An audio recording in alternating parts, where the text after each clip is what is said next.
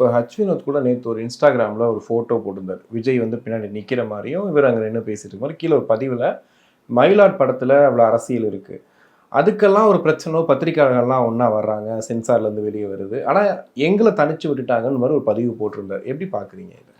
கட்டாயமாங்க. இப்போ எப்படி த்ரிஷாவுக்கு என்ன நீதியோ அதுதான் விஜய்க்கும் ஒரு நீதியாக இருக்குது. இப்போ பாருங்கள், ஜனநாயகன் படம் வந்து கண்கூடா தெரியுது, ஏதோ ஒரு அழுத்தம் அந்த படத்துக்கு இருக்குங்கிறது எல்லாருக்குமே தெரியுது.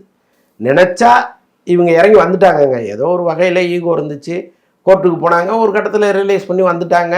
5ஆம் தேதி ஒரு லெட்டர் கொடுத்துட்டாங்க ரிவைசிங் கமிட்டிக்கு. இன்றைக்கு வரைக்கும் அந்த கமிட்டி கூடவே இல்லை அப்படின்னா இதில் பின்னணியில் என்ன நடக்குதுங்கிறதாவது இவங்க தெரிஞ்சுக்கணும். ஒரு நடிகர் சங்கமா அல்லது வந்து ஒரு இயக்குனர் சங்கமா அல்லது ஒரு தயாரிப்பாளர் சங்கமா 3 பேருமே சேர்ந்து என்னதாங்க நடக்குது இந்த படத்துக்கு, எவ்வளோ பேர் நாங்கள் பணத்தை போட்டுட்டு உட்காந்துருக்கோம், எங்களுக்கு பெரிய இழப்பாக இருக்குது, நீங்கள் இதை கொஞ்சம் சீக்கிரமாக படத்தை ஆவணம் செஞ்சு கொடுங்க அப்படின்னு எதையாவது ஒன்று சொல்லணும்ல. எதுவுமே இல்லாமல் அப்படி அமைதியாக அது ஓம் பிரச்சனை அப்படின்னு போனால் இப்போ இந்த நேரத்தில் கேட்பாங்க விஜய் யாருடைய பிரச்சனைக்கு வந்தார். அது ஒரு பக்கம் நியாயமான கேள்வியாக இருந்தால் கூட சங்கங்கள் வரணும். விஜய் வந்து சங்கம் கிடையாது, விஜய் ஒரு தனியான நடிகர்.